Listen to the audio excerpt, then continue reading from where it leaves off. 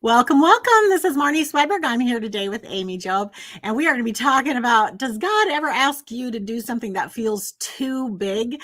Stay tuned because we're going to discuss how to think and pray through a big ask from God, the amazing result of getting crystal clear with God, plus the two most common lies that Christians believe about big asks from God. Our guest today is Amy Joob. She is an award-winning author, podcaster, speaker, and model turned advocate who inspires women to discover their true source of power and purpose through a prayer life. Learn more at amyjoob.com. Also, you can invite her to speak over at womenspeakers.com and join her at the Well Conference for Creatives. She'll be one of our presenters in the speaking track and publishing track over at seeyouatthewell.net. That's coming right up, and I'm excited to welcome you here with us, Amy. Thank you so much, Marnie. It's such a pleasure to be on here with you. Well, it's always fun to be together with you too, and looking forward to the Well. And you guys, if you have not gotten your tickets, be sure to go get them right now. We want to talk today about God asking big things. And I think before we start, let's just give a little background on you, Amy. And the two things I'd like you to focus on is, first of all, you are the mother of a son with special needs. Yes. Yeah. Mm-hmm. And when God asked you to do that, he didn't really give no as an option. No, he did not. Yeah. Oh. And that's been a really lot. Yeah, definitely. I mean, back in 2017, Ashton was about 7 at the time. He was diagnosed with a rare genetic disorder called Noonan syndrome. And so I still remember going into the geneticist's office, and she came with a counselor, which that's a sign in itself when your doctor comes with a counselor that it's serious. And just sitting and listening to Dr. Israel, which I love her name, but it was her last kind of time there before she retired. So she said, I'm going to tell you everything. And the appointment was like 2 hours long, and she just filled me in not only on him that age, but through the years. And so I just felt like this huge, heavy mantle was thrown on me. And I remember her saying, Mom, you are now the advocate. You know, your son will thrive if you come alongside and help him. It's such a hefty responsibility. And then she said, you know, the Noonan's patients that do the best in life get the most help that they can as early as they can. So it was a lot to take in. And with Noonan syndrome, Ashton's affected in like 10 different ways. So it took 2 years, multiple tests, multiple specialists. I mean, there's doctors and specialists you never even knew existed.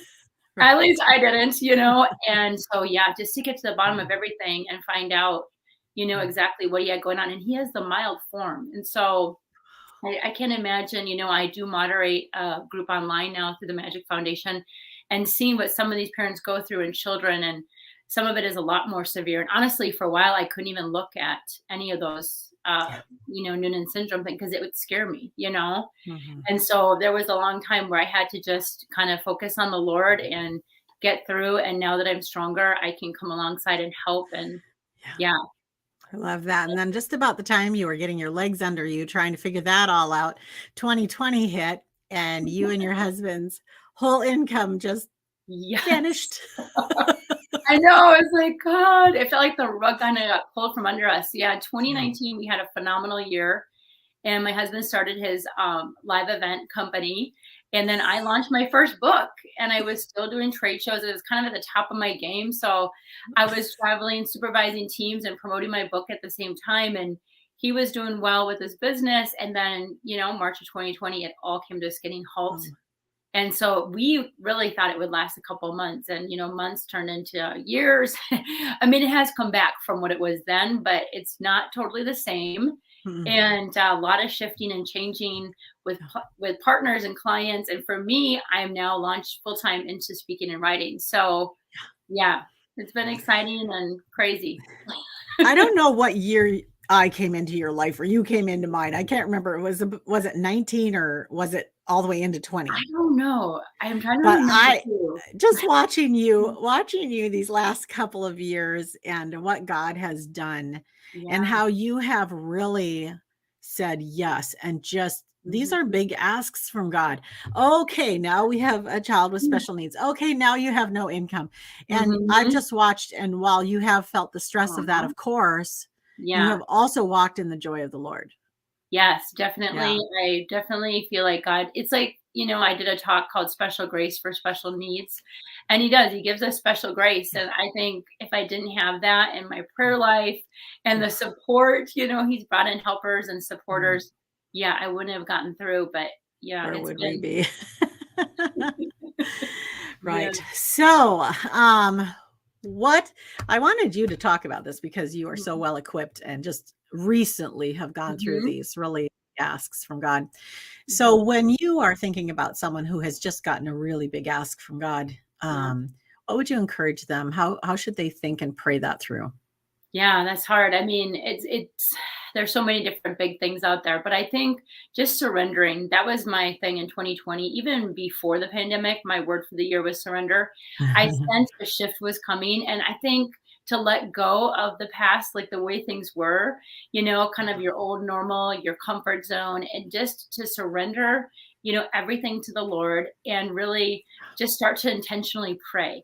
And so I really came into prayer in 2020. Like I thought I prayed before, but I'm like, oh no, I have this whole new level of intimacy with the Lord. But it's Right. the best place to be, like where you really get Right. to know Jesus and that you're really in that one-on-one, daily relationship and hearing from him and he's speaking through his word and through his still small voice and coming to that place of intimacy. Cause I think that's what gives you the faith and the grace to step Mm. out and to step into bigger things or to handle big things that just seem so overwhelming.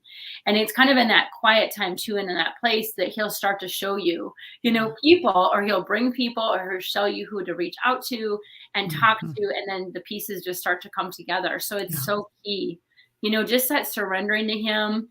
And then I think pressing in. And I think the other thing is to not get bitter. I think when Ashton was diagnosed, I said, you know what? I lived crazy when I was younger. I was away from the Lord. And I'm like, I never want to live like that again. So, as much as I don't like this huge, medical condition we have to walk through, I'm going to still trust you, Lord. And there is Mm. definitely a grieving process. Yes, you have to grieve. I don't think you can Mhm. just, put Yeah. on a smiley face, but to not get angry or question, like, okay, God is not in this or he doesn't care. And I just didn't want to get bitter. And I'm like, life is hard enough. I don't want to do it without you, God. So I'm going to Yeah. trust your perfect plan in this and that you're going to turn this around for good. Yeah. And we've already seen him do that for Ashton, and now we're seeing him do it for us in Yeah. our business and our ministry. So Right. I'm thinking as you're talking about how when you have a loving person in your life, whether it's a spouse or mhm. a parent or maybe an aunt or a sister or Yeah, someone who really just loves you. I mean, just loves you. And they just barely can see that you do any wrong, yeah, they just love you yeah. so much. And in tough times, we press into people like that.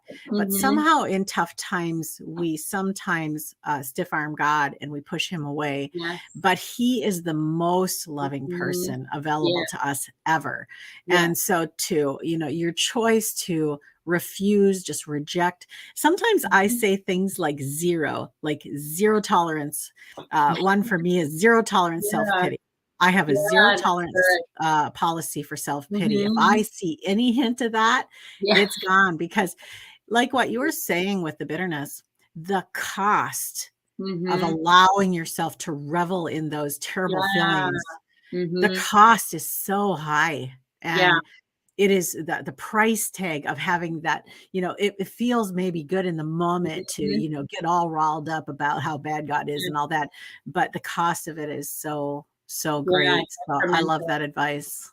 Yeah, and Yeah. even, like, depression, it's like, I mean, you can get Mhm. discouraged, but I've struggled with it in the past, and I'm like, "I don't wanna go down that dark hole," and so starting to recognize, right? Like, "Okay, Yes. I'm slipping, I'm not, having faith." Maybe, like you said, you're not really going to the Lord, you're getting too Yeah. busy, you're not in the Word, maybe you're letting negative influences in, and so starting to recognize that, because, like, I gotta guard against that too. I don't wanna get discouraged, I don't wanna get Mhm. into depression because I got to be strong, not only for me, but for my family, Right. for Ashton. And, Right. so I'm Yeah. going to be so much better if I stay loyal to the Lord. I mean, it's such a gift from God that he does walk us through it. He doesn't just send us in this ship out into the raging sea. Yeah. It's not like that. Yeah. I did a program last year, I think it was called Mhm. Over My Head. And Okay. it's like when you Good. get thrown, if you get thrown into the deep end of the pool, let's say God throws you into the deep end of the pool. My whole thought, my whole life, even walking with God, Mhm. was that I get thrown in the deep end of the pool. Then what I'm doing is I'm drowning for a while. And then I finally figure out how to dog paddle. And pretty soon I get a little Yes. stroke going. And pretty soon I'm doing a stroke. And now I can teach others how to Mhm. swim. So Yes. that's kind of how it's felt. So good. And what he showed me last year Mhm. was that that's still, it's not really true, because the Mhm. same God who throws me in is right there in the deep end waiting to catch me. Yes. Exactly. That's the truth. Yes. I And love as that. long as I'm believing that it's all up to Mhm. me, well, then I just have to do this whole dog paddle thing and Yes. just barely survive it.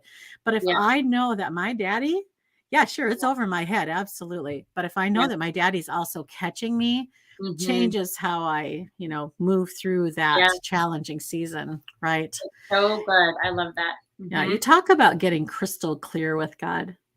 Mhm. Yeah, what is that?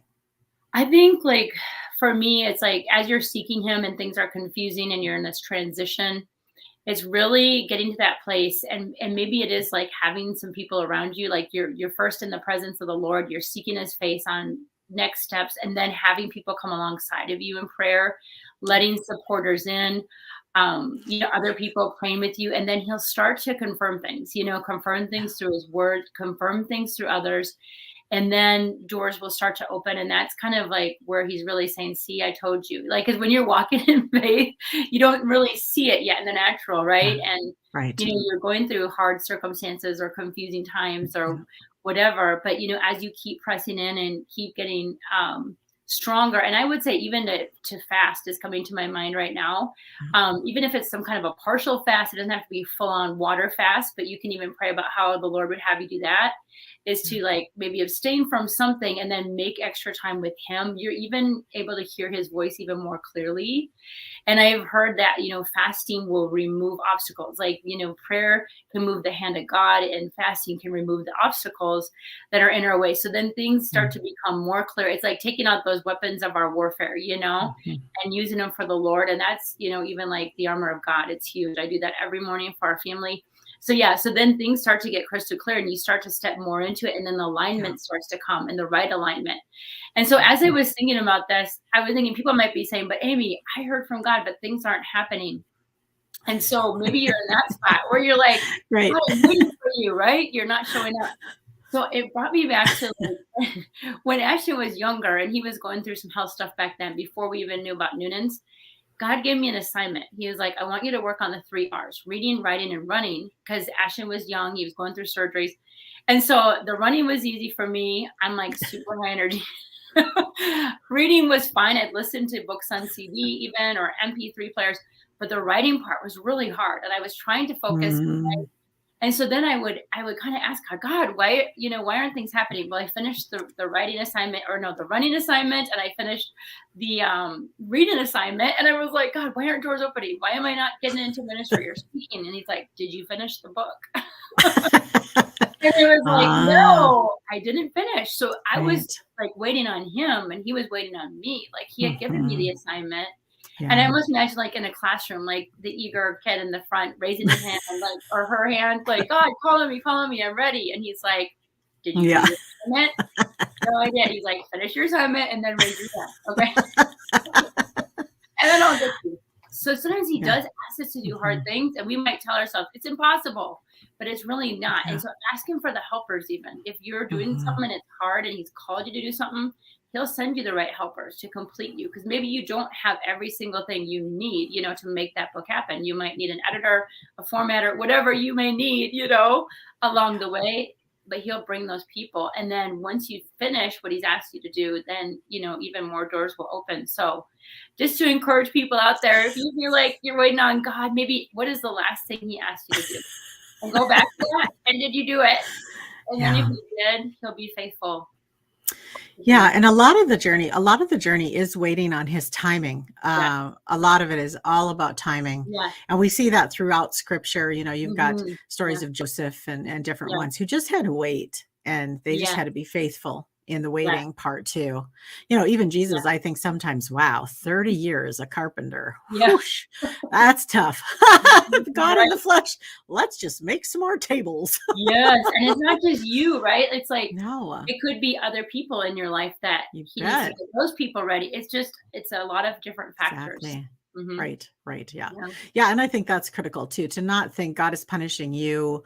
Um, No. Definitely God can use hard things to train us up and to Yes. surface things in our lives, but I do not think that that's the main reason why God allows rough things in our life. I think it's Yeah. about timing and it's about getting us in certain places. Yeah. One time we were going through something really tough as a family, and Mhm. our neighbor at the time happened to be a lawyer and a pastor.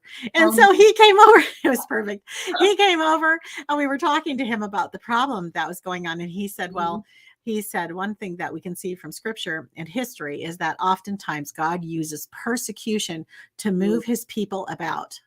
that's so And to, true. Yes. and we think persecution is Mhm. only negative. That's terrible, Yes. but all through history, God Yeah. has moved persecution or used persecution to move people into a different area to Yes. reach different people. And with Noonan's, Totally. you have met people in the medical industry who you would have never even, like you said, Yeah. known existed, let alone had an influence in their lives.